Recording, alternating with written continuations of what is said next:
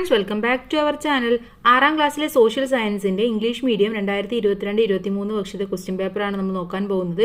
Already നമ്മൾ Malayalam medium upload ചെയ്തിട്ടുണ്ട്. അപ്പോൾ ആവശ്യമായിട്ടുള്ള കൂട്ടുകാർ തീർച്ചയായിട്ടും പോയി കാണാം. അപ്പോൾ എന്തൊക്കെ ക്വസ്റ്റ്യൻസ് ആണ് വന്നിട്ടുള്ളത് എന്ന് നമുക്ക് വായിച്ചു നോക്കാം. റെഡിയാണോ? ഒന്നാമത്തെ ആക്ടിവിറ്റി എന്ന് പറയുന്നത് Akbar and Aurangzeb played an important role in the expansion of Mughal Empire.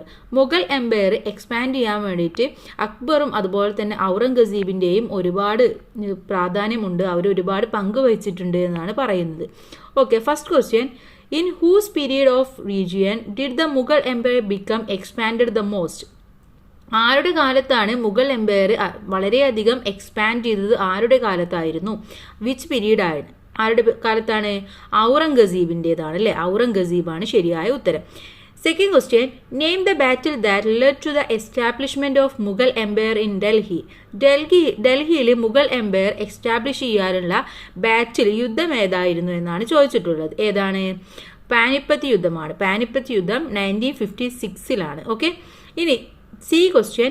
Explain the policy adopted by Akbar in the expansion of Mughal Empire. Mughal empire expand ചെയ്യാൻ വേണ്ടിയിട്ട് അക്ബർ കൊണ്ടുവന്ന പോളിസിയുടെ പേരെന്താണ്? എന്തായിരുന്നു? മാൻ ജമീന്ദാരി system. Okay, under this system every officer was liable to maintain a specific number of soldiers. അപ്പോൾ ഈ ഒരു മാൻ ജമീന്ദാരി സിസ്റ്റം വഴിയാണ് മുഗൾ എംപയർ ഇത്രയധികം എക്സ്പാൻഡ് ചെയ്തത് എന്നാണ് പറയുന്നത്.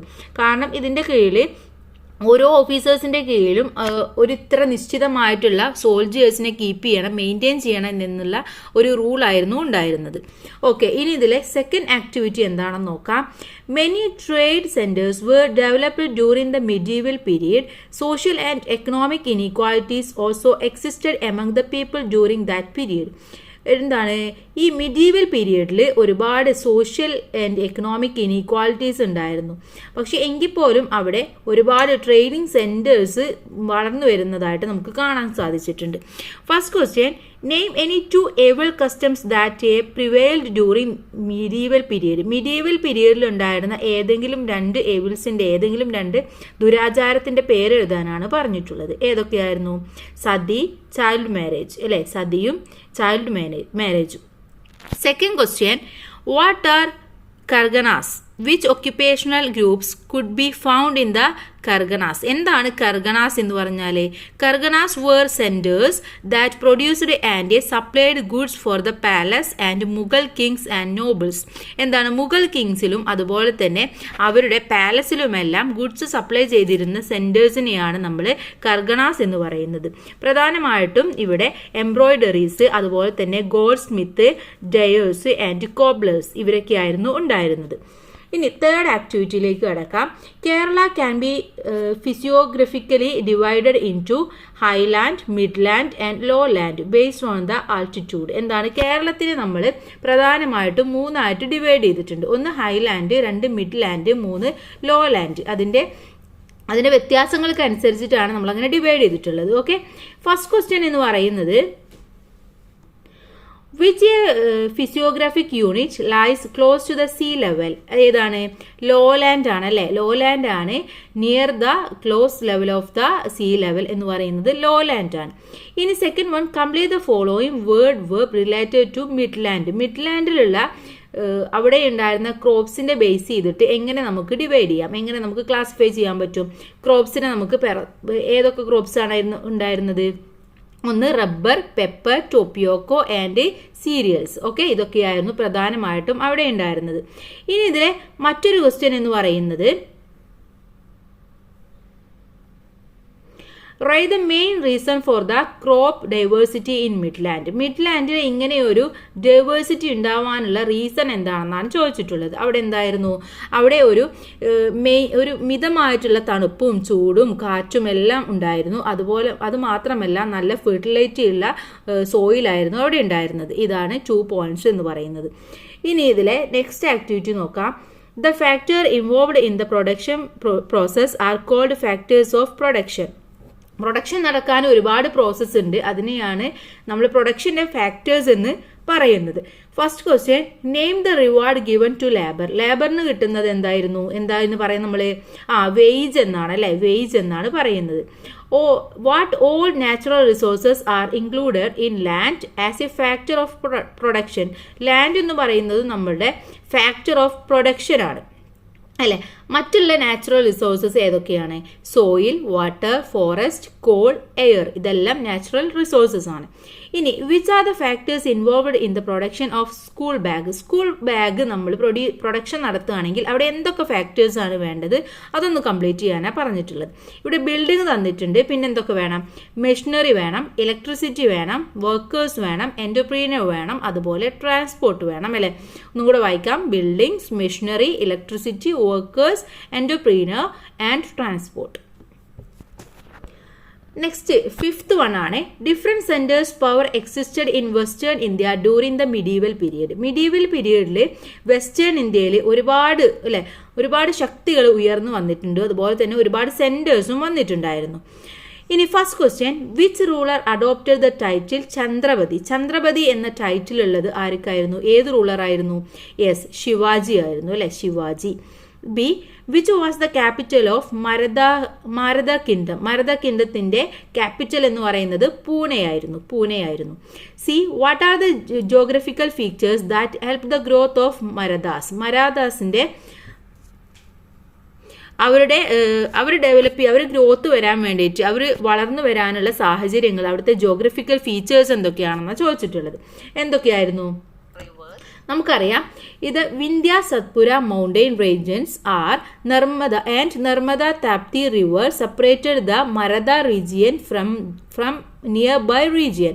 എന്താണ് ഈ ഒരു വിന്ധ്യ ആൻഡ് സത്പുര മൗണ്ടെയിനും അതുപോലെ തന്നെ നർമ്മദ താപ്തി റിവറും, അത് രണ്ടും കാരണം അവിടുത്തെ റീജിയൻ മറ്റുള്ള റീജിയനുമായിട്ട് സെപ്പറേറ്റ് ചെയ്തിട്ടാണ് നിന്നിരുന്നത്. These geographical features offered natural protection to it. അതുകൊണ്ട് തന്നെ ഇത് മറ്റുള്ളവരിൽ നിന്നും അവരെ പ്രൊട്ടക്റ്റ് ചെയ്യാനുള്ള ഒരു വലിയ ഒരു ഹെൽപ്പായിരുന്നു ഈ ഒരു രണ്ട് സംഭവങ്ങളും ഉണ്ടായിരുന്നത്. ഇനി നെക്സ്റ്റ് ആക്ടിവിറ്റിയിലേക്ക് കിടക്കാം. Agriculture was the chief occupation of the people of medieval India. Medieval ഇന്ത്യയിലെ ഒരു മെയിൻ ഒക്യുപ്പേഷൻ എന്ന് പറഞ്ഞത് നമുക്കറിയാം അഗ്രികൾച്ചർ ആയിരുന്നു അല്ലെ. Therefore, the rulers had taken several steps for the progress of agriculture. അതുകൊണ്ട് തന്നെ അവിടുത്തെ റൂളേഴ്സ് ഈ ഒരു അഗ്രികൾച്ചറിന്റെ ഡെവലപ്മെന്റിന് വേണ്ടിയിട്ട് ഒരുപാട് കാര്യങ്ങൾ ചെയ്തിരുന്നു. First question, in the medieval period, the officers were given land as wages. What was the name in the Sultanate period?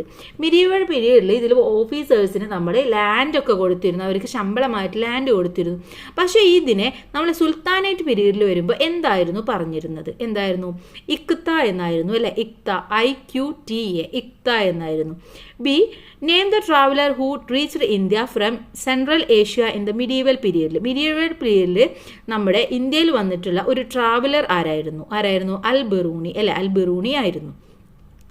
Then next last question, how did the agriculture sector promote the growth of the textile industry? Textile ഇൻഡസ്ട്രിയിലെ ഗ്രോത്തിന് വേണ്ടിയിട്ട് agriculture സെക്ടേഴ്സിൽ എന്തൊക്കെയായിരുന്നു ചെയ്തിരുന്നത്?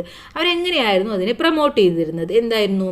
The കോട്ടൻ്റെ കൃഷി അല്ലെ, അതിനെക്കുറിച്ച് cotton അഗ്രികൾച്ചറിനെ കുറിച്ചിട്ട് നിങ്ങൾക്ക് പറയാം. അപ്പോൾ കുറച്ചൊരു പാരഗ്രാഫ് പോലെയാണ് നിങ്ങൾ എഴുതേണ്ടത്. ഞാൻ എന്തൊക്കെയാണ് എഴുതേണ്ടത് എന്ന് പറഞ്ഞു തരാം. ദ കോട്ടൺ കൾട്ടിവേഷനെ കുറിച്ചിട്ട് എഴുതാം, അതുപോലെ തന്നെ ഇൻഡിഗോ ആൻഡ് സിൽക്ക് പ്രൊഡക്ഷനെ കുറിച്ചിട്ട് എഴുതാം. ഇതൊക്കെ എവിടെയായിരുന്നു? റൂറൽ ഫോക്സിനും അതുപോലെ തന്നെ ടെക്സ്റ്റൈൽ ഇൻഡസ്ട്രീസിന്റെ ഒരു എൻറിച്ച്മെന്റിനും ഇത് സഹായിക്കുകയാണ് ചെയ്തിട്ടുള്ളത്. ഓക്കെ, അപ്പോൾ കോട്ടന്റെ കൾട്ടിവേഷൻ, അതുപോലെ തന്നെ ഇൻഡിഗോ എന്ന് പറഞ്ഞാൽ നമ്മൾ ഡ്രസ്സിലെല്ലാം കോട്ടൺ കൾട്ടിവേറ്റ് ചെയ്ത് അതിൽ നമുക്ക് നിറം വെക്കാൻ വേണ്ടി ഉപയോഗിക്കുന്നതാണ് ഇൻഡിഗോ എന്നുള്ളത്. അതുപോലെ തന്നെ സിൽക്കിന്റെ പ്രൊഡക്ഷൻ, ഈ പുഴുവിൽ നിന്നെല്ലാം സിൽക്ക് പ്രൊഡ്യൂസ് ചെയ്യുന്നത്, ഇതെല്ലാം അവരുടെ ഈ ഒരു ടെക്സ്റ്റൈൽ ഇൻഡസ്ട്രിയുടെ എൻറിച്ച്മെന്റിന് സഹായിച്ചു. ഇനി നെക്സ്റ്റ് വൺ, 7th ക്വസ്റ്റ്യൻ ആണ്, land, labour, capital and organisation are the factors of production which satisfy human van. എന്താണ്? ലാൻഡ്, ലേബർ, അതുപോലെ തന്നെ ക്യാപിറ്റൽ, ഓർഗനൈസേഷൻ, ഇതൊക്കെയായിരുന്നു പ്രധാനപ്പെട്ട ഇവരുടെ ഉൽപാദന രീതി അല്ലെ, പ്രധാനപ്പെട്ട നമ്മുടെ ഉൽപാദന രീതികൾ എന്ന് പറയുന്നത് ഇതൊക്കെയാണ്.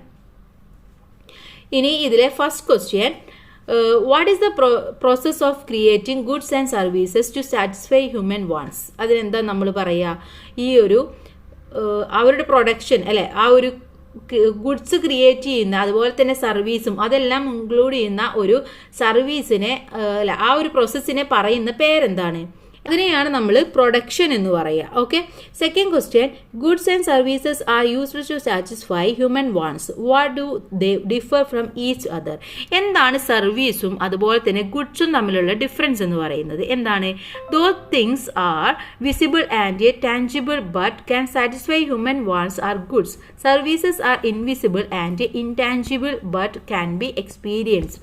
എന്താണ് ഇവിടെ? ഗുഡ്സ് എന്ന് പറയുന്നത് നമുക്കറിയാം വിസിബിൾ ആണ് അല്ലേ, അത് വിസിബിൾ ആണ്, ടാഞ്ചിബിൾ ആണ്. പക്ഷേ അത് നമുക്ക് കാണാനും കഴിയും, മനുഷ്യന് തൊടാനും കഴിയും, എല്ലാം കഴിയും. പക്ഷെ സർവീസ് എന്ന് പറയുന്നത് നമുക്ക് അത് ഒരു ഇൻവിസിബിൾ ആണ്, ഇൻടാഞ്ചിബിൾ ആണ്, പക്ഷെ നമുക്ക് എക്സ്പീരിയൻസ് ചെയ്യാൻ കഴിയും.